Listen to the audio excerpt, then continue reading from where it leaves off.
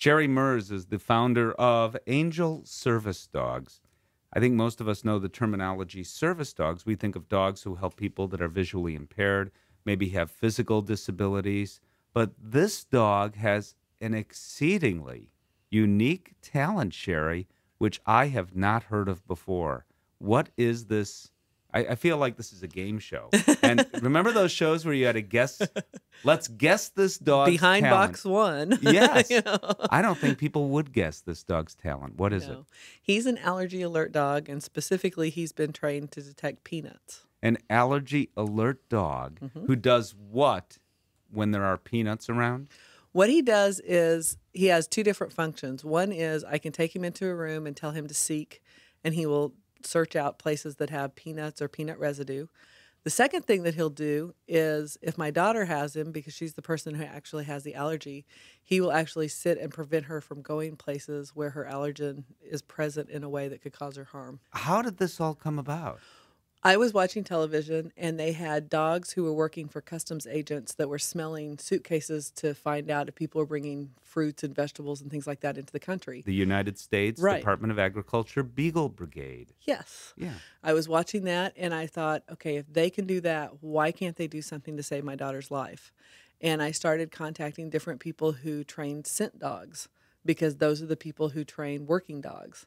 Then once I found a gentleman named Bill Whitstein who works out of Canine Florida Academy. After I found him, then our problem became, okay, so now I have a dog that can do the scent work. I now need a service dog that can go to class with my daughter. And so we started working on actually training it to be the service dog that can sit under the table here and probably take a nap while we're having this interview. Most dogs do take naps while I have interviews. So did you then adopt this dog with that job in mind?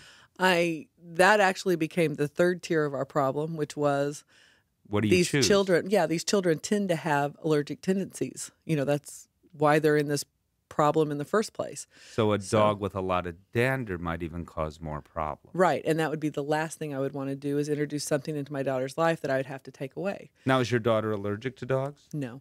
However, what you're referring to is, I think, allergies, from what I understand, are cumulative. Right. So if you have Absolutely. this and this and this going on in the environment, Right. if you add something that is potentially allergic under the right or wrong Right. circumstances, that can be a problem rather than a part of the solution. Some people refer to that as the allergy cup.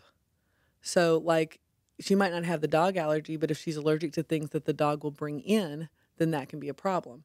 So what I did was I went on various allergy boards, and I basically started asking Boards the question. on the internet? Yeah, on the internet. And I just basically started asking the question, those of you who have a lot of allergies, what kind of dog do you have?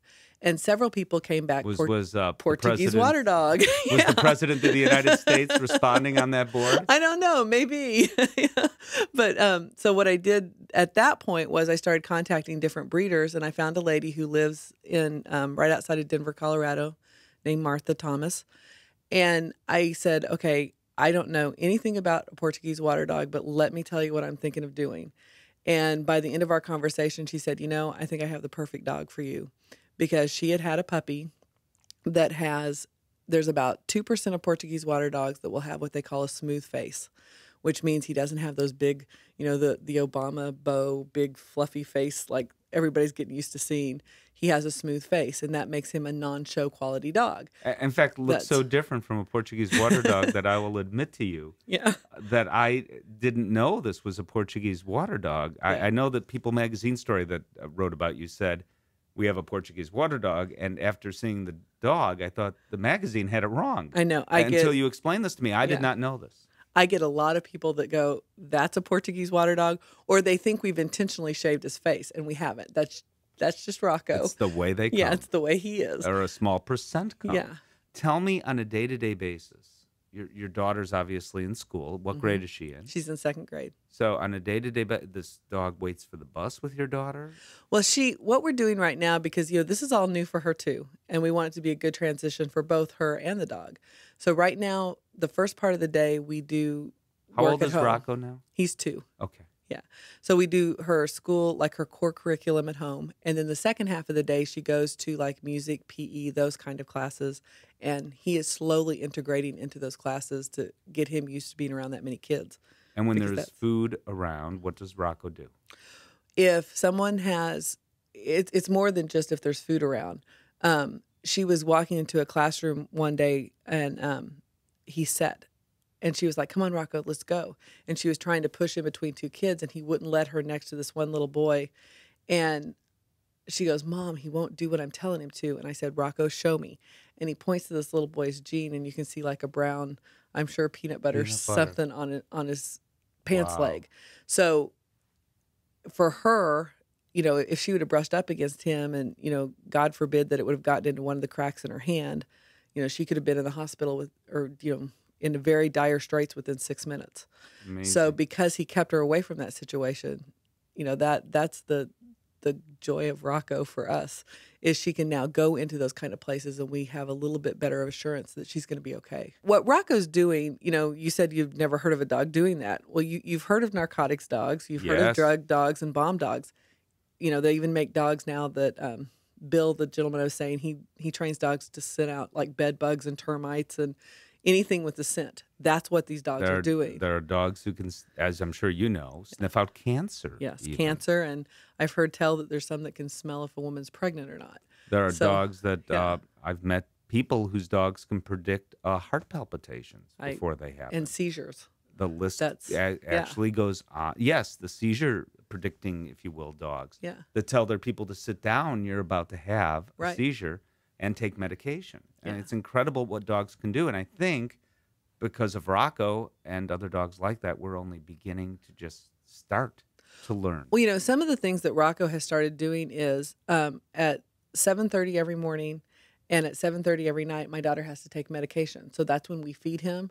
Well, he has learned that whenever it's time for her to take her medication, or whenever it's really him wanting food, but he knows she has to take her pill first. So now he's encouraging her to take her medicine on a regular How does he basis. do that? He whines and you know. And she gets the message. Yeah, and she knows what it means. So, Wow. there are applications like that. And then, another thing that he does, which to me is just as invaluable, you have these 8-year-old, 5-year-old, sometimes 3-year-old kids with anaphylaxis, and part of their situation is they have to have their emergency medication. They have to have Benadryl with them at all times. They have to have their EpiPens with them at all time. That's what's in Rocco's pack. So I know anytime that my daughter has Rocco with him, she has her medication so that if something were catastrophically to go wrong, she still has that side of him too, where he has her medication and he can get someone to help her. What are angel service dogs? Angel Service Dogs is an organization that we made because we realized there is a need for this. And there are other kids out there that do have anaphylaxis So and need someone to help them. in your perfect world, there will be other eventually. Rocco is probably now the only dog who Well, has this job. there are some dogs out there that people have, like individuals have trained on their own. And now there's a couple companies that are trying to do these dogs. But one of the things that struck me was there's nobody out there helping families getting these dogs.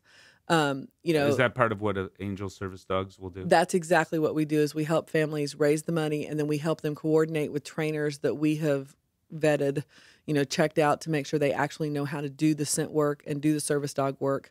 And angelservicedogs.com is the website we've set up so that people can go learn a little bit more about us and, if they need to apply for one of these dogs. And then we start the process of helping them raise money. And then, like I said, line up the right trainers so that they can have a dog like this too, because it's just beyond what it does for the kid. There's also a part of the parent Yeah. that this helps too, because your child's a little bit safer than it was before.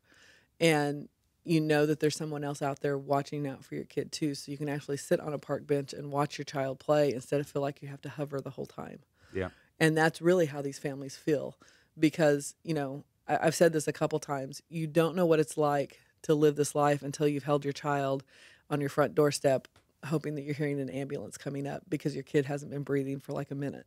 Mm. And I've talked to enough of these parents that have had to go through that if we can do something as simple as giving that child a companion of a dog that can save its life, then I feel like that's what we need to do for the rest of my life if that's what it takes.